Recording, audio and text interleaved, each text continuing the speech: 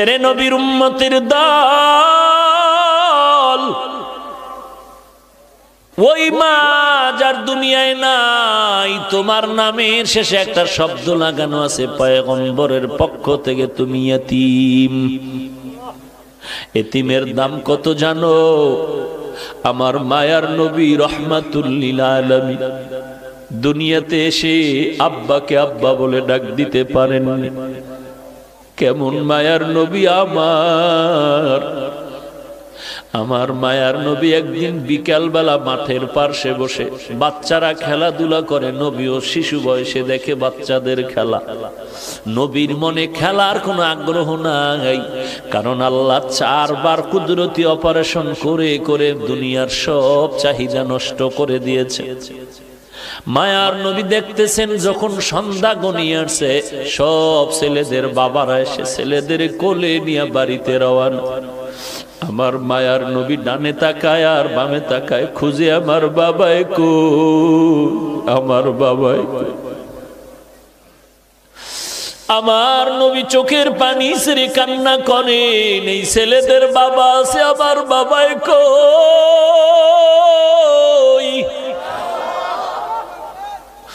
আম্মা জান আমেনা ঘর থেকে সন্ধ্যা হয়ে গেল, কই আবার সন্তান। ঘরের দরজা খুলে বের হইয়া লোকদের দেখে বলে, দেখো বাবা, আমার সন্তান মুহাম্মদের তোমরা দেখছো নাকি? বলে, মুহাম্মদকে ভালো করে চিনি না, তবে একটা ছোট্ট বাচ্চা দেখছি রাস্তার কিনারায় আব্বা আব্বা বলে কান্না করতেছে। মা আমেনা দৌড়াইয়া চলে গেলে মায়ার নবীর এক শিশু নবীর কোলের মধ্যে জড়ায় নিলে। মায়ার নবী মায়ের কোলে জড়ায় বলে, আম্মু বলো আমার বাবাই কই। আমি সব ছেলেদের দেখলাম বাবায় কোলে নিয়ে আদর করে, বলো আমার বাবারে তো আমি দেখতে পারলাম না। আমেনা চোখের পানি ছেড়ে কয়, রে সন্তান, তুমি দুনিয়াতে আসার আগে তোমার বাবা ব্যবসা করতে গিয়া আর বাড়িতে ফেরত আসতে পারে নাই। মায়ার নবী বলেন, আম্মা আমার বাবার কবরটাকে একটু দেখাইবা, আমি বাবার কবরের কাছে একটু সালাম দিতে চাই। মা আমেনা দৌড়ায় চলে গেলেন দাদার কাছে, আপনার নাতি তার বাবার কবর দেখতে চায়। দাদায় অনুমতি দিয়া বলে, দাসী উম্মে আয়মান আর আমেনা সহ রওনা হয়ে যাও, দেখাইয়া নিয়ে আসো। ঘোড়ার পিঠে বা উটের পিঠে 3 জন লোক রওনা হয়ে গেল, নবী বাবার কবর দেখবেন।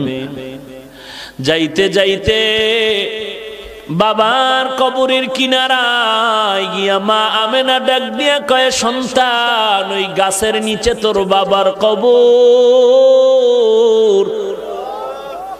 মায়ার নবী একটু লাফ দিয়া পড়িয়া বাবার কবরের কিনারায় চোখের পানি ছেড়ে কান্না শুরু করলে।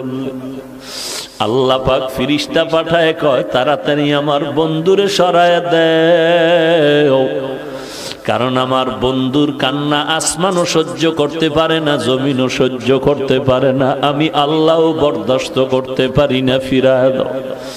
মায়ার নবী কান্না করে বিদায় বেলা যখন রওনা হয়, কিছু দূর যাওয়ার পরে মা আমেনা বলে, এই উম্মে আয়মান দাসী, বাহনটাকে থামাও, আমার পেটে ব্যথা শুরু হয়ে গেছে।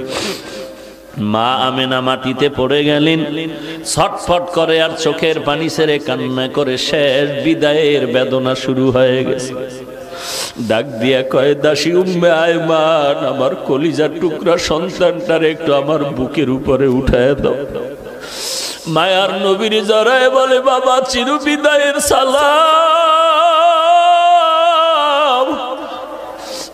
আর বুঝি দেখা হবে না রে সন্তান।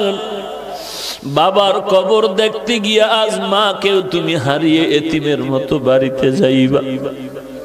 মায়ার নবী কান্না করেন, ও মা, আমি কার কাছে গিয়ে একটু মায়ের আশ্রয় নিব, আদর নিব? মা আমেনা ওখানে কান্না করে করে এখানে বিদায় হয়ে গেলেন। এইবার 2 জন মানুষ, দাসী উম্মে আয়মান আর আমার নবী রওয়ানা। লম্বা ঘটনা। মায়ার নবী চলতেছেন, দাদায় অপেক্ষায় আছে, এখনো কেন আসে না? হঠাৎ নজর করে দেখে বাহনের উপরে 3 জন লোক ছিল, একজন দেখা যায় না, ব্যাপারটা কি? কাছে আইসা নবী দাদার গলা জড়ায় ডাক দিয়ে কয়, দাদা। বাবারে দেখতে গিয়া মা হারায় চির এতিম হয়ে গেল। দাদার গলা জড়ায় কয়, আমি আর কাকে মা বলে ডাক দিব রে দাদা? এরে যুবক, ওই এতিম নবীর উম্মত, এই জায়গায় কত এতিম ছেলে আছো, মা নাই, বাবাও নাই। ওই মায়ের চেহারাটাও কি মনে পড়ে না রে সন্তান? ওই মাকে কত কষ্ট দিয়া চোখের পানি ফালাইছো, ওই মায়ের কলিজায় যারা আঘাত করেছো, চোখের পানি ছাড়ি আমার মাওলার কাছে তওবা কর।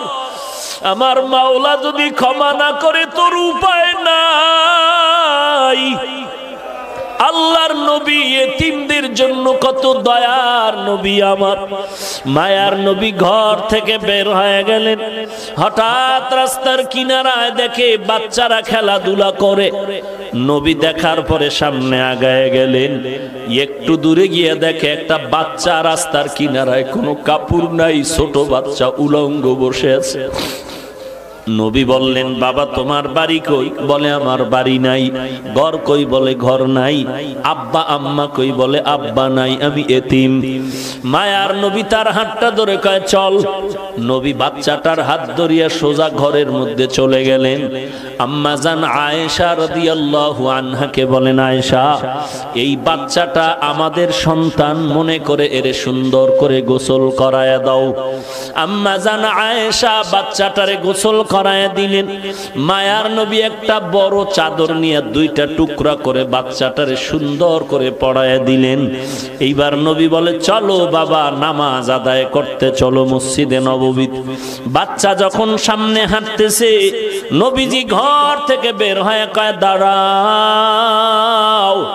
তুমি হাঁটবা না, দাঁড়াও। বাচ্চা দাঁড়ায় গেল।